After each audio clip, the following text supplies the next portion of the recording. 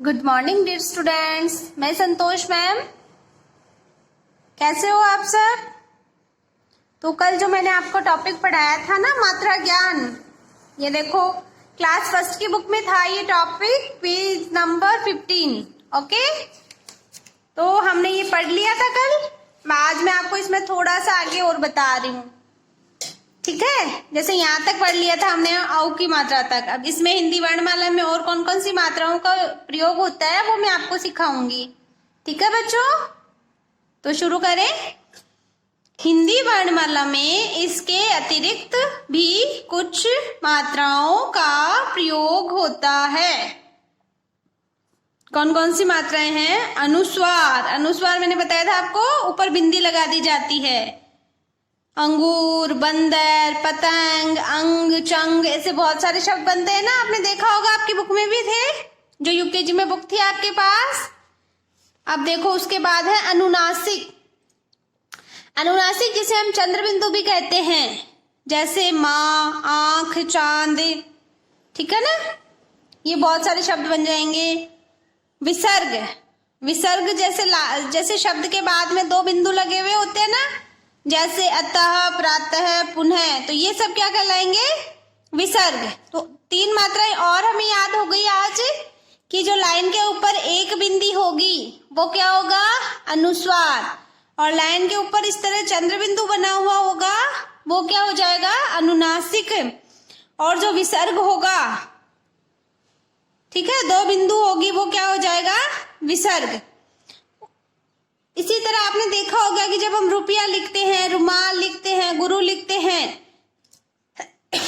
तब र की मात्रा नीचे नहीं लगती, उ की मात्रा र के नीचे नहीं लग के पीछे लगती है, बीच में लगती है। जैसे ये है छोटे उ की मात्रा और ये है बड़े उ की मात्रा, ठीक है बच्चों। तो इस तरह से ये अलग ही तरह के शब्द बन जाएंगे कि र के साथ में जब हम उ की मात्रा लगाएंगे तो वो कहाँ लगेगी? र के बीच में लगेगी। जैसे रुमाल, रुपया, गुरु, रूप, रूठना, अमरूद आदि, ठीक है। या आज आपको मैंने थोड़ा सा और बताया है मात्राओं के बारे में, ठीक है बच्चों। अब देखो यह भी जानिए, आप अपनी बुक में पढ़ोगे ना ये पेज निकाल के, तो आपको समझ में आ जाएगा सब।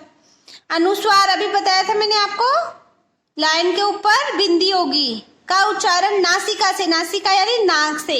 जब हम अनुस्वार वाले शब्दों को बोलते हैं ना, जैसे अंगूर, बंदर, पतंग, तो हमको ऐसा लगता है कि हम नाक से बोल रहे हैं, जबकि अनुनासिक का उच्चारण मुख एवं नासिका दोनों से होता है,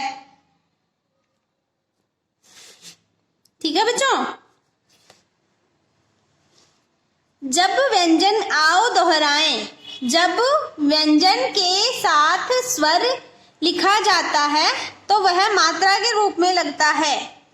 जैसे आ, ई, ए, ये हम किसी भी व्यंजन के साथ लिखेंगे, क के साथ लिखेंगे तो की बन जाएगा, ख के साथ लिखेंगे तो खी बन जाएगा, तो ये मात्रा के रूप में लग जाएगा।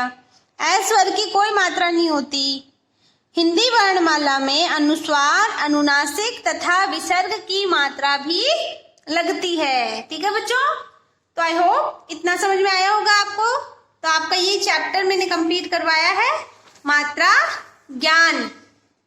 कल हमने इतना पढ़ा था, ये वाला पेज कल पढ़ा था और ये वाला पेज हमने आज पढ़ा है।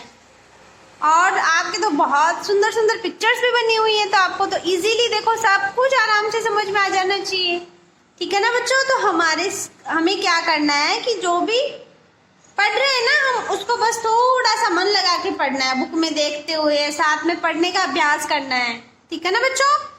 अब देखो जैसे प्रश्न है मौखिक प्रश्न। मौखिक प्रश्न यानी जो आप बोल के जवाब देते हो, लेकिन अभी तो मैं आपसे जवाब ऐसे तो ले नहीं सकती ना, तो हम लिखित में ही करते हैं इन प्रश्न को।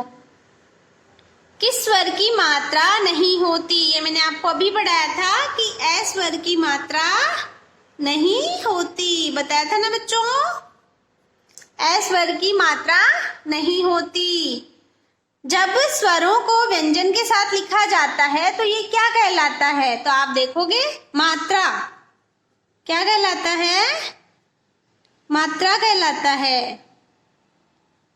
अनुस्वार तथा अनुनासिक में क्या अंतर है? तो इसका मैंने आपको इधर बताया था, यह भी जानिए। ये इसका आंसर है बेटा। अनुस्वार का उच्चारण नासिका से और अनुनासिक का उच्चारण मुख एवं नासिका दोनों से होता है। ठीक है बच्चों। अब हमें क्या करना है, चित्र को देखिए और सही मात्रा वाले शब्द पर गोला बनाइए। तो देखो, सबसे पहले हम चित्र देखेंगे किसका है, खरगोश का। तो हम किस पे गोला लगाएंगे, खरगोश पे। और खरगोश में मात्रा एक ही आती है, दो नहीं आती। ठीक है। फिर क्या है, कौन सा चित्र बना हुआ है, आलू का। तो हम किस पे गोला बना देंगे, आलू पे। फिर हमारा जो चित्र है वो कौन सा है, संतरे का। तो हम किस पे गोला लगाएंगे, संतरे पे। तो ओके मेरे प्यारे बच्चों, आज मैं आपको इतना ही करवाऊंगी, बाकी के प्रश्नोत्तर हम कल करेंगे। ठीक है। आज आपको ये जो प्रश्न है ये अपनी नोटबुक में लिखने हैं, ये होमवर्क है आपका। आपको जो प्रश्न है अपनी नोटबुक में लिखने हैं और नीचे इनका आंसर लिखना है। ओके बच्चों, good bye everyone, have a nice day, enjoy yourself.